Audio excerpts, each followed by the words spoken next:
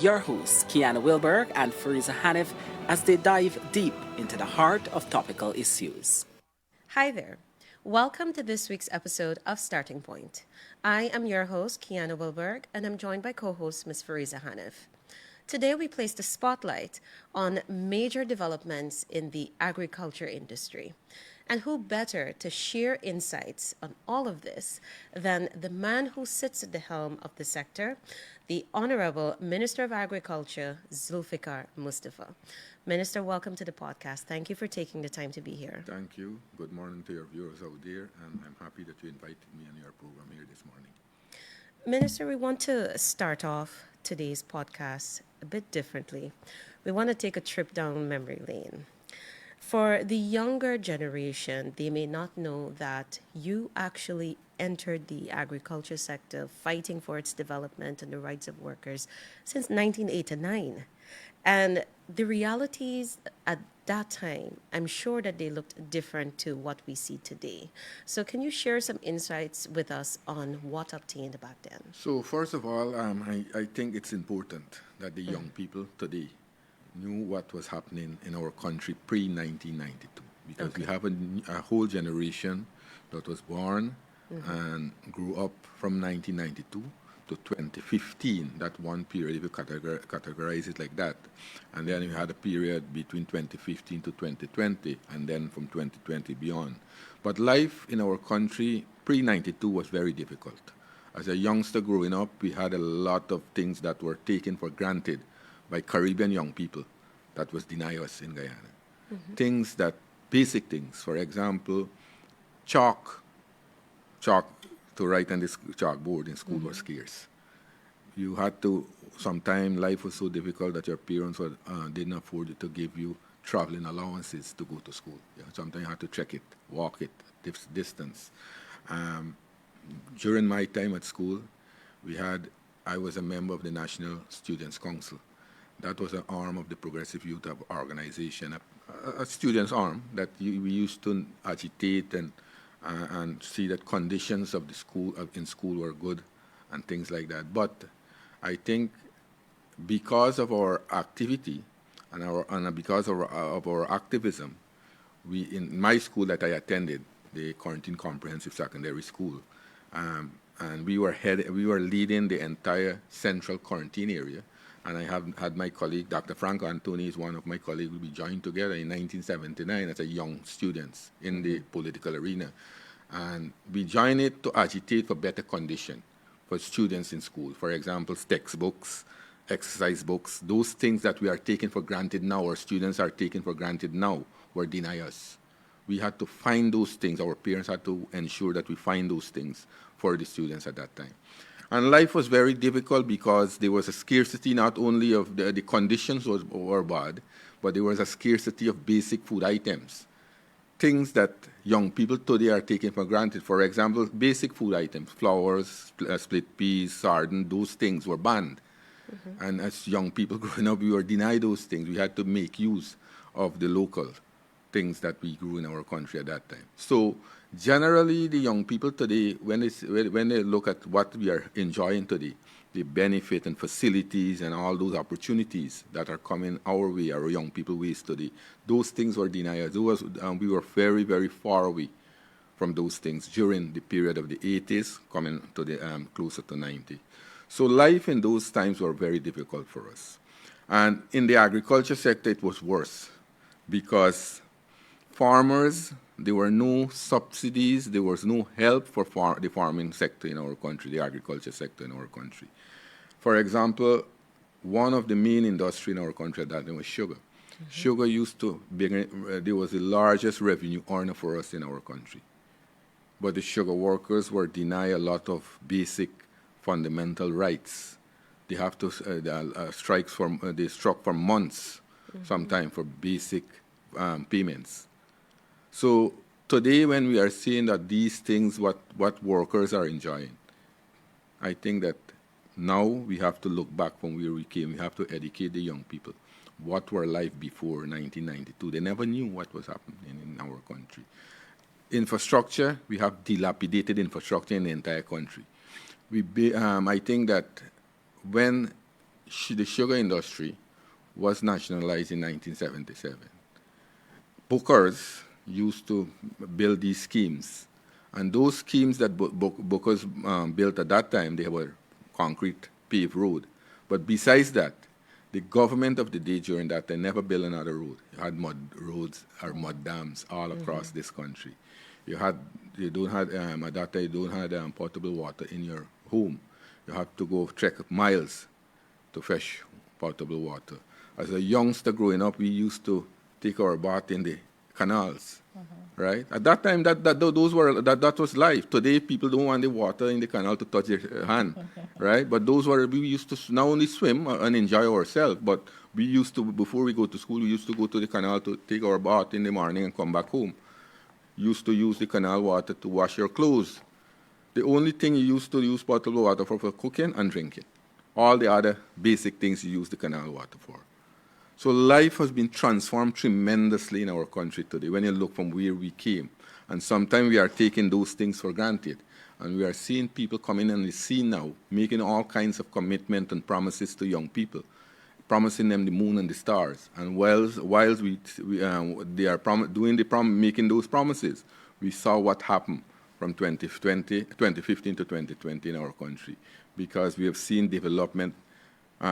We had a pause in development, and our country was set back for that 5 years. So I would categorize that pre-1992 life was very, very difficult in our country. There was no opportunities for young people in our country. The sector that I am now heading, that we have seen massive transformation happening over the last 5 years and back from 1992 to 2015, the sector was in decline. We have seen, and we have seen it. We have seen it, and today that is why when I go to the Parliament and I debate, I always talk about sugar. Sugar is responsible for all our wealth in this country and all our development that took place from the time we nationalized the sugar industry to the time, I think, when the preferential price was cut by the European Union. And we can talk about that. Yeah, we could go into sugar a little bit later in the podcast, but you mentioned that it was 1979 that you and Dr. Frank Anthony entered into this whole thing of fighting for the basic necessities in school. But what pushed you to participate in the agriculture sector rather? Was that a passion of yours? How did you end up here? I came, as you said, that I joined the political movement in 1979. And then after I finished secondary school, I went on a scholarship. I came back, and then I was active because my father was also sugar workers. And I was very, very interested in the plight of sugar workers, in the welfare of sugar workers. And I get involved in GAU, the Guyana Agriculture and General Workers Union. I joined GAU as a clerk, a clerical worker in Borbies, New Amsterdam. And from that time, my interests keep increasing all the time. Right, my consciousness keep increasing all the time, and I start to visit different work sites, different sugar estate. When the workers strike, I used to go there to service the strike, and a number of other activities I was involved in, and that is why I get very close into the sugar industry. And then I start to work with other farming group. I work with the cash crop farmers, with the rice farmers, the livestock farmers, and then I get involved directly in the agriculture sector. So I have a long history in agriculture. And you know, the area I came from, Region 6, is an agriculture region. And there are a number of persons who are involved in agricultural activities in that region. And I have had a lot of interaction with these workers, farmers, and I have had that develop my interest in the agriculture sector. In the next PUP government, do you think you'd want to do anything else? Be in charge of another sector? Sometime you might want a change, because I am now in my second term as Minister of Agriculture. And you know also, really I am a politician too. I am interested not only in agriculture. Agriculture, you could say, is one of the areas that I am interested in, but generally in the politics of the country. I am Executive Secretary of the People's Progressive Party, and I am involved in a number of other activities. You don't know where life will take you. Definitely. Right? Now, Minister, you noted that what we see today, it's clearly a record of transformation taking place in the agriculture sector. And we saw in the recent budget debates and the consideration of the estimates, you noted some of the things that we'll see coming.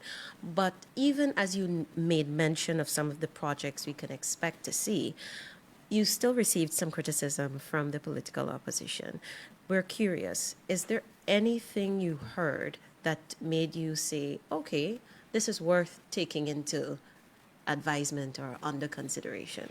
Now, we have to look back historically where we came from. As you rightly, when you asked me the first question, our parliament, where were our parliament before 1992? How our parliament functioned before 1992, and where is our parliament today? Our parliament has transformed tremendously. Pre-1992, I think there were persons in our parliament who used to deny the freedom to parliamentarian. You all remember, I don't know if you all ever read about it, you all remember the former president, our late General Secretary, Dr. Chadi Jagan, was banned from speaking in the parliament by the former speaker, right? And those were the kind of action at that time in our parliament. Today we have a parliament that any one of the parliamentarians can stand up on a point of order and speak on a subject. Today we have a parliament where parliamentarians can put in a motion and go and debate that motion in the parliament. Today we have a number of sectorial committees where different issues can be aired. Today we have a parliament where the Public Accounts Committee is being chaired by the opposition. So you have seen massive transformation taking place. You have seen democracy at work in our parliament today. We have seen our parliaments transform tremendously from where we came and where we are now. And we are continuously putting these kinds of measures in place to ensure that our parliament remain a democracy. So today when we are seeing that, when we are seeing and hearing those criticism, I don't think those criticism are fair. I don't think that criticism are, that those persons who are making these criticism knew what happened before 1992, or just playing ignorant and deny and make these criticisms for criticism's sake. But our parliament has transformed tremendously. I think we have a parliament that is functioning democratically. I think we have a parliament that can that is putting every single member of MPs, parliamentarian, putting out their work properly and give them a chance to participate in discussions. But you spoke about the parliament changing significantly, and I'm curious as well, what are your thoughts on perhaps the most misunderstood issue in agriculture? When you listen to members of the opposition, what makes you go, goodness, you truly do not understand this issue? I don't think they know the subject. I already know what is happening in agriculture. They try to deny the development. So the entire thing? The entire thing. Okay. Because today, let me be very frank with you, both of you all, that Guyana is leading the agriculture sector in the Caribbean. When I became Minister of Agriculture in 2020, I came in and the government came in at that time in the midst of the pandemic, the COVID pandemic. And all of us knew that from the formation of CARICOM, Guyana always speak on agriculture and food security. All the presidents from that time, President Borna to President Ramutar, always lead in agriculture and food security. But from 2015 to 2020, we lost that place. Because when I became Minister of Agriculture, CARICOM wanted to craft a food strategy for the pandemic, how we will approach it in terms of production and how we will go as a community. And I thought Guyana will lead in it. They said, no, St. Vincent and the Grenadines, they will take that part. And my counterpart in St. Vincent, he was cheering that.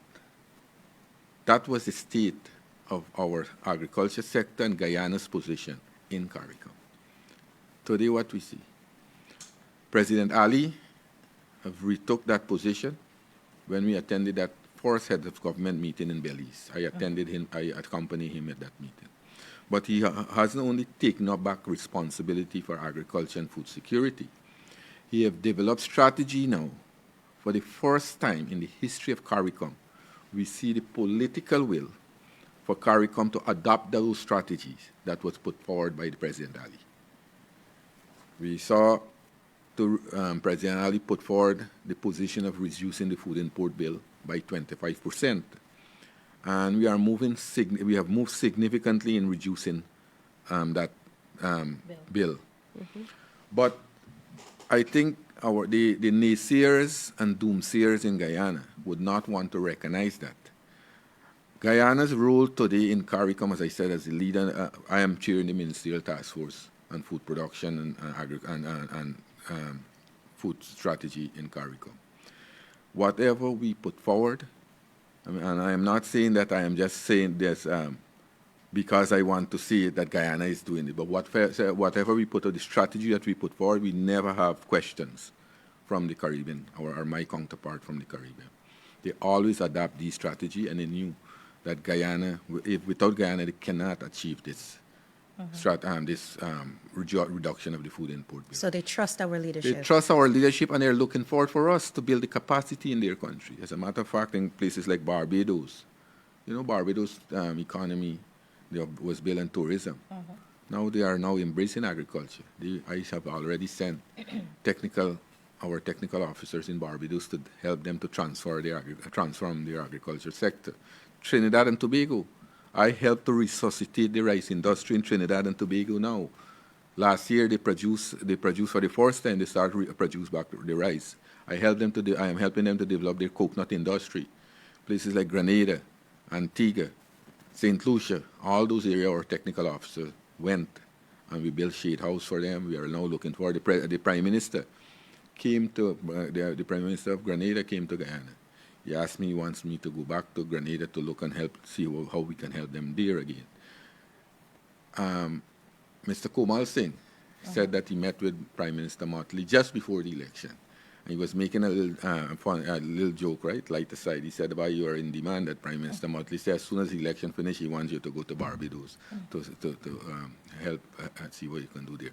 So that is the kind of leadership we are given, because now the entire CARICOM see Guyana as the leader in terms of pushing this food strategy and ensuring that we reduce the food import bill in the country. And as Ghana remains leading in the agriculture sector, we see talk about the digital seafood market and a trade platform. How soon will this be up and running? Well, Can you explain what really? Well, we are in the process of doing that, and as you are talking about the digital side of the agriculture sector, I want to tell you what we are doing.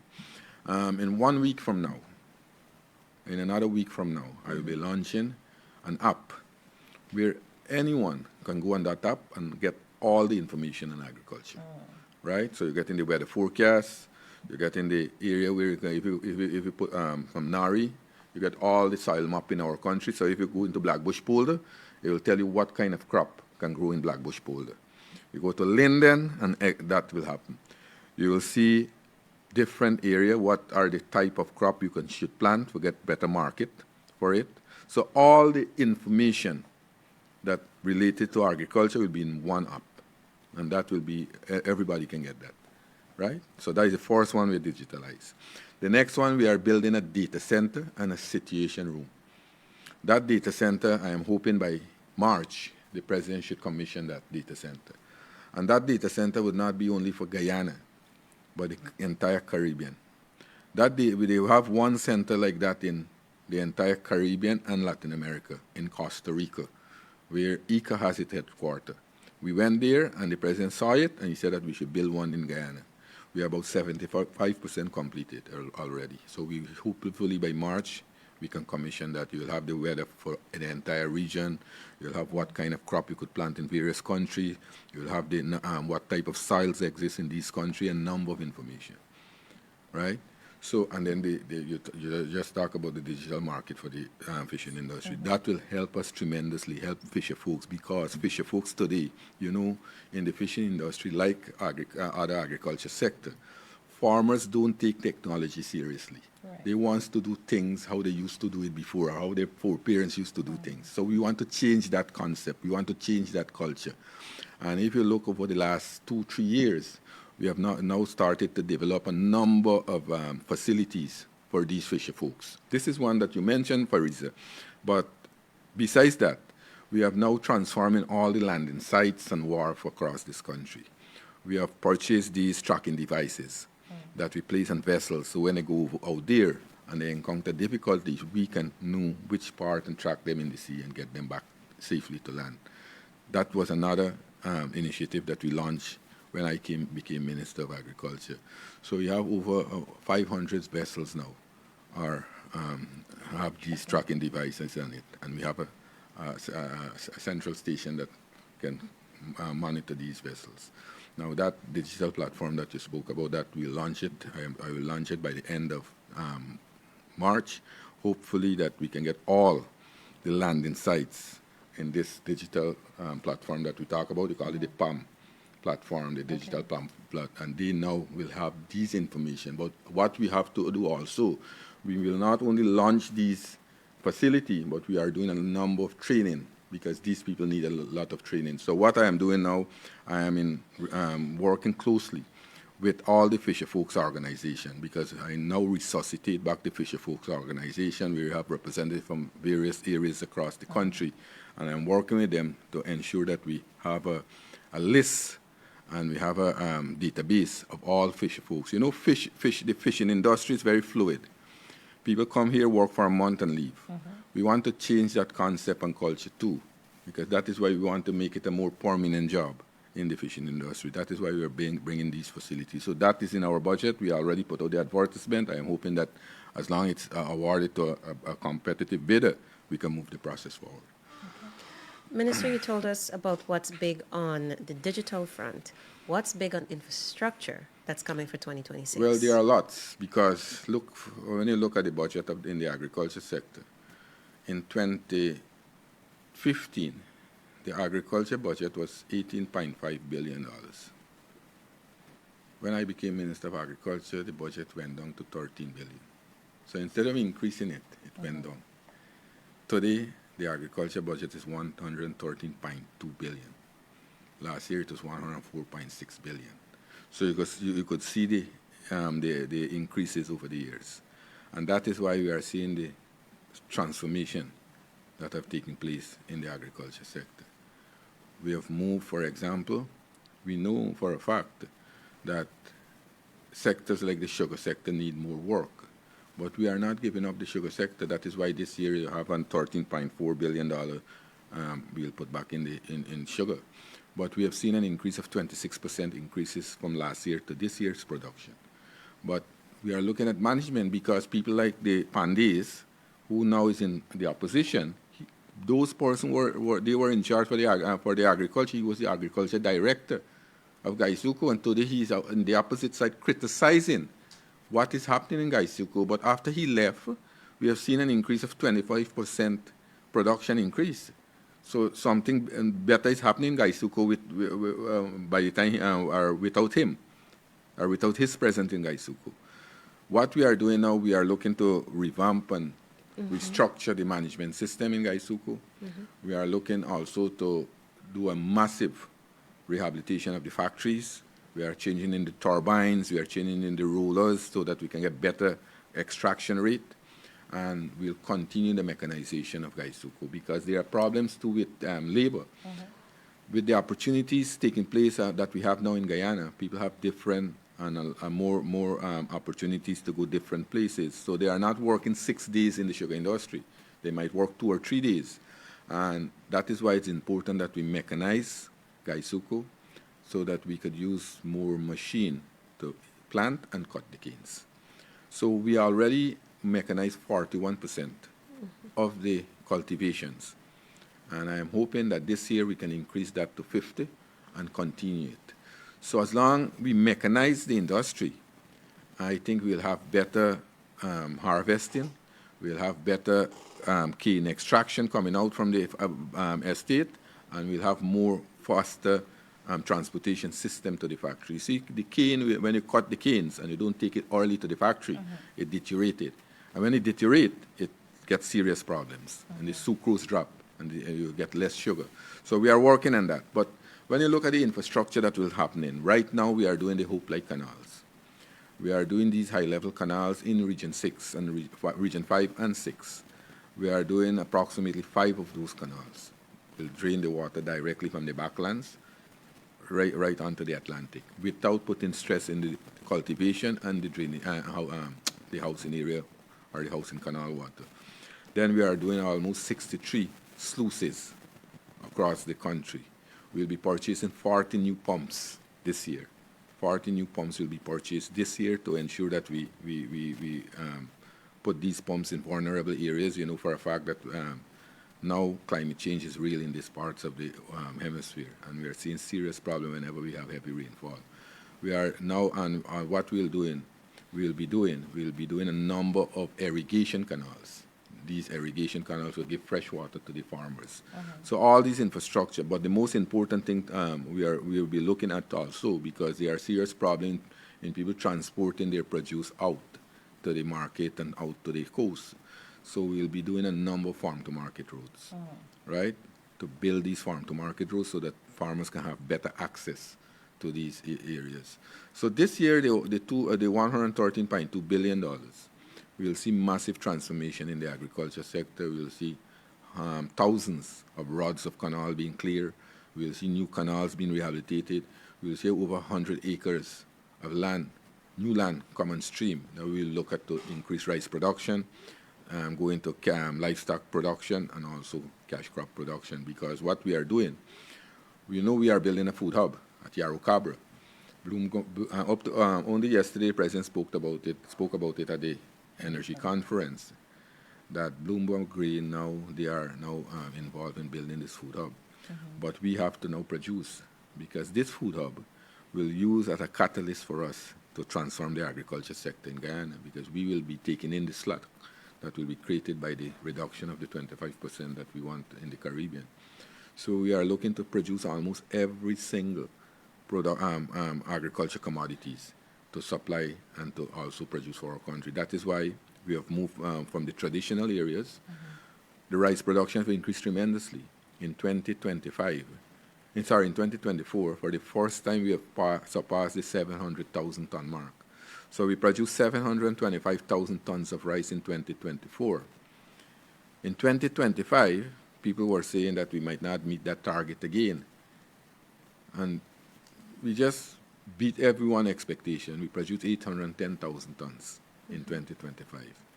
And we have increased yield from 5 tons per hectare to 6.6 tons per hectare. That is why we are doing these infrastructural work. We get to giving better drainage and irrigation. We're doing better crop husbandry. We're doing better varieties of these paddy that we producing. That is why farmers now are getting more bags per acre. And this is why we are seeing the transformation, because the money that we are expending in the agriculture sector is going directly to the farmers. In 2024, we gave a half bag of fertilizer to farmers per acre. In 2025, we give 1 bag to the farmers, almost $2 billion subsidies in fertilizer to the farmers. The world market price for paddy dropped. Farmers used to receive $4,000 a bag. But as a responsible government, we didn't throw up our hand in the air and say that is a private business, that is between you and the farmers. We said, we'll work with you. We gave them fertilizer. We look into give them agrochemical. We're helping them to get better variety of seed paddy. Also, we contributed $300 for every bag of paddy sold to the rice miller. So that was another $1.5 billion we gave to the farmers. So when you look at all the investment we have made, only for the rice industry is about $6 billion, right? Then you look at the other crop sector. We now are building. We have already completed the tissue culture lab. Now in Guyana, we have 11 plant nurseries across the country. These plant nurseries used to produce approximately 11 to 12,000 plantlets, right, each one of them. But the demand is so high in the agriculture sector that farmers had to import. So the tissue culture lab that we built now will produce millions of planting material annually for these farmers. And not only producing the planting material by numbers, but it will produce plantlets that will be disease resistance and pest resistance, and produce plantlets that we need, that what we want to export or what is in the market. So that is an area that will have tremendous improvement in terms of producing plantlets and planting material for our farmers. young people today in agriculture. When you look at young people before 2020, it was almost zero. People went to the University of Guyana, came out with a degree, an agronomy degree.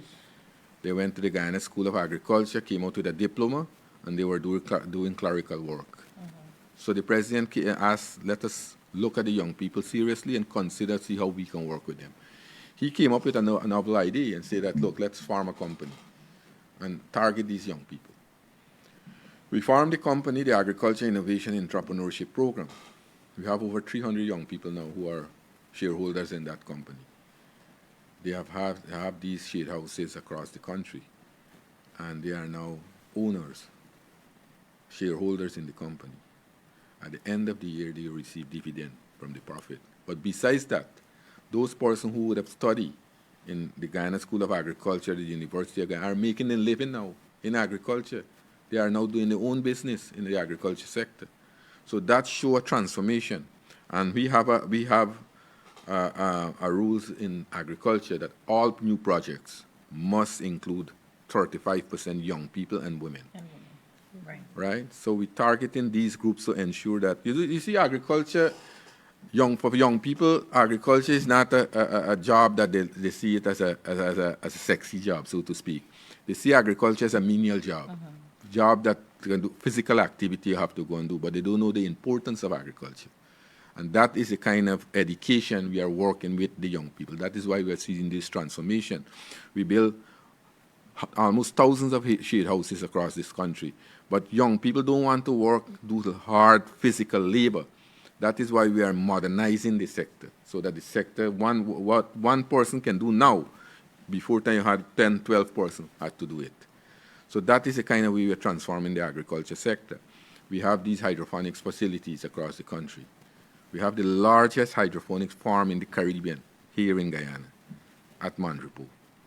We have another 3 in Region 2, 5, and 10, where young people are managing these farms.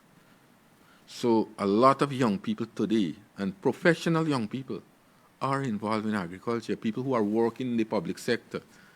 We have these tunnel ventilated pens.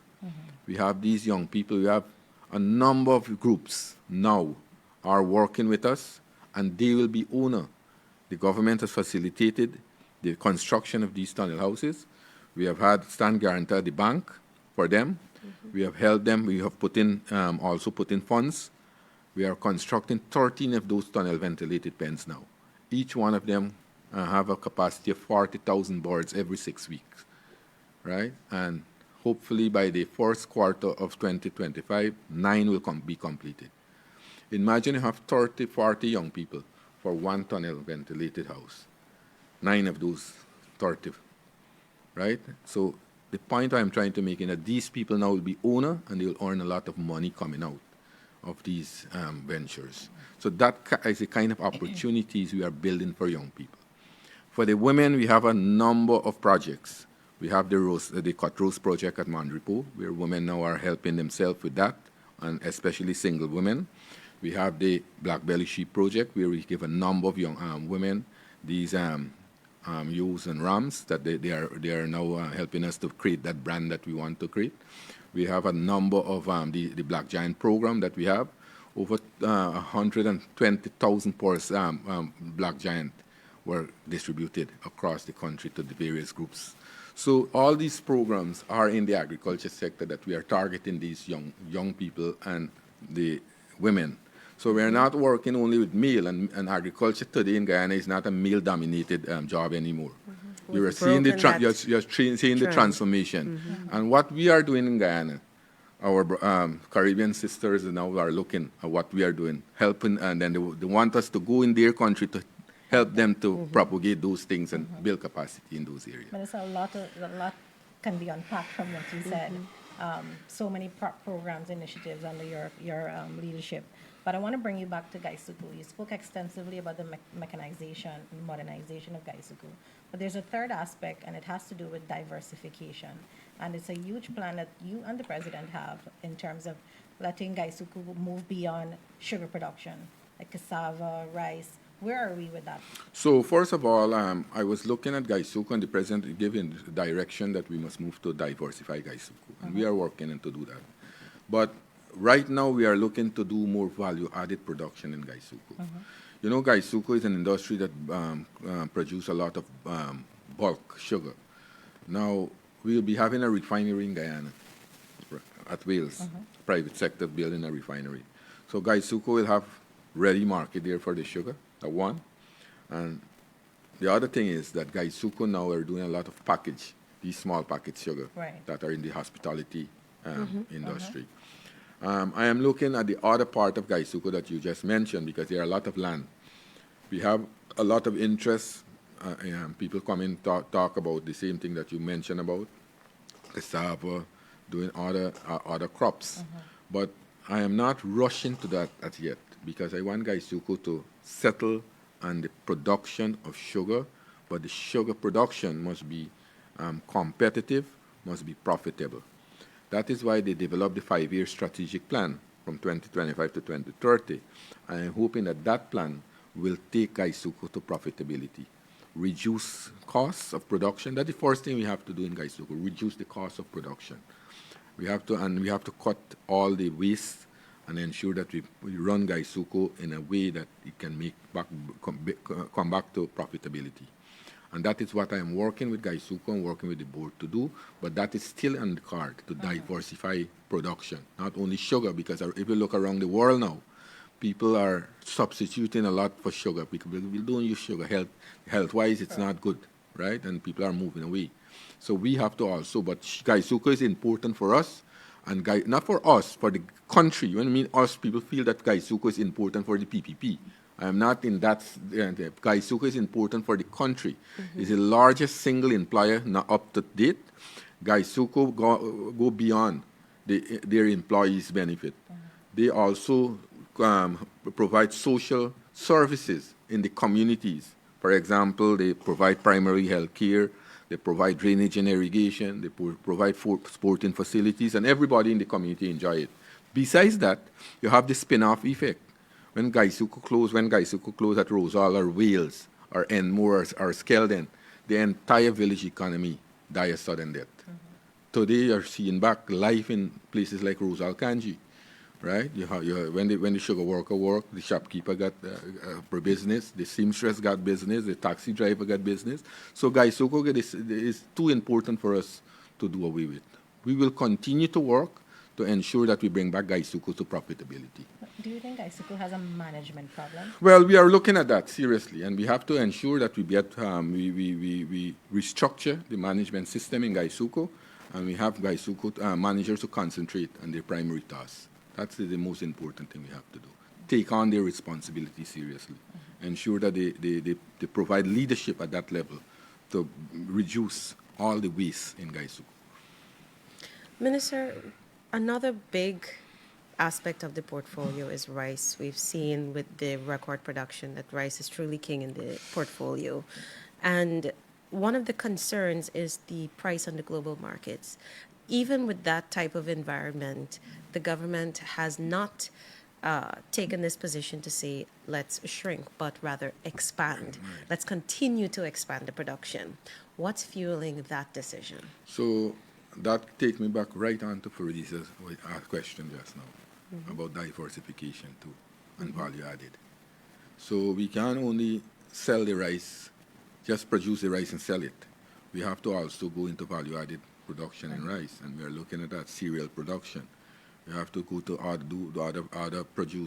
other commodity out of rice, and we have to reduce the cost of production. Our cost of production is very high. That is why we are working with the farmers. And you know, one of the things that I am looking at now is the rental of land. You remember in 2015, during 2015, 2020, I believe it was in 2017, the former government increased land rental and DNI charges from $3,500 to $15,000. Although at that time we were in the opposition and we took a motion to the Parliament, they voted down that motion. When we got back into government in 2020, I remember in October, we reversed that decision and took it back to $3,500. But although we took it back to that, farmers who are paying the state agency $3,500 per acre are renting their land for 40, 50, sometimes a lot more. And that is sending up the cost of production. That is why we are now trying to open up more lands so that farmers can have land and the costs for rental will reduce tremendously. Also, I'm looking at cases, for example, the MMA scheme. The MMA scheme is the largest rice growing area in the country, about 105,000 acres. And we are charging them very minimal cost there. And people have leases. They are living in the United States and renting out those land. I'm working with the AG so that we can put some system in place that we can, and in the leases, there's a clause that you can sublet lands. We have to implement that and ensure that that thing take effect, because I think people are being exploited in terms of paying a large rental fee, and that is sending up the cost. But coming back to your question, we are looking to do a lot more than produce only rice and export rice. We'll be, for example, this year we'll be building a silo. There's $1 billion in the budget. We are building the silo because of the same thing that you mentioned. The cost is going down on the world market. India is, and places like India and Indonesia, and so those areas are large rice producing area. And India alone, we are barely trying to produce 1 million tons. We are now 800,000 tons. We are hoping that we can produce 1 million tons shortly. India dumped 20 million tons in the world market. Yeah. Imagine that, right? So because of the excessive grain on the world market, the costs have come down tremendously. But we are working with the farmers and hoping that we will continue. They'll have the same kind of prices that they used to enjoy, but we will work with them to reduce the cost of production, but at the same time go into value-added production so that we can have more opportunities in the rice industries. Minister, before we wrap up, in recent times we've seen that you, as well as your family, you've come under attack from the political opposition, facing allegations of corruption. Is there any truth to these First of all, I allegations? said those attacks are baseless, and I am open anytime for an investigation. I always submit all my annual income and all my assets to the Integrity Commission. I have nothing to fear. All my assets I have owned have been earned honestly. I have been working, as you mentioned, since 1989 I have been working. And there are a number of other areas. For example, people make allegations about my houses. I have proof to show that I took loan to build my house, right? And all kinds of allegations. But, those are small-minded persons. People who make those allegations doesn't have anything to do. They're just looking to put stain on people's character. So I have nothing to fear. And those people who are making those allegations are the person who have things in the closet. They have things to fear. And they will be held accountable shortly. To close, Minister, one of the things that we do for Season 3 of Starting Point, our previous guest leaves a question for the next without knowing who that person would be. And our previous guest was the Minister of Amerindian Affairs, Sarah Brown Shadiq. Here's her question. Where do you see Guyana in the next 10 years, and how do you think you can contribute to making that Guyana a reality? So I see Guyana as the envy of the Caribbean in the next 10 years. Let me be very frank with you. Guyana will be, once again, the food basket of the Caribbean. Our objective is to make Guyana that, and that will happen. Because Guyana will be a country that will not only be an oil producer, but will be the main producer of food for the entire CARICOM. So Guyana will be the food basket for the Caribbean in the next 10 years. And you see yourself continuing to play a role Well, as in Farisa said, I don't know where life will take me after this. You have to move all the time. It changes, right? Could be the next presidential candidate. They got something in dialectics called the law of the negation of the negation. Some must go and research it, and you'll know. Definitely. Food for thought for the younger generation. Love that. So, Minister, I want to thank you so much on behalf of myself and Farisa for taking the time to go down memory lane with us and to explain what are some of the major things we can expect for 2026. I learned quite a lot, and I know that our audience did as well, so thank you. Thank you for inviting me on your program. Thank you. To our audience, thank you for joining us. This has been your episode of Starting Point. We will see you next time. Take care. Thanks for watching Starting Point. Follow us on Spotify, YouTube, Facebook, Instagram, and LinkedIn for critical updates and exclusive content.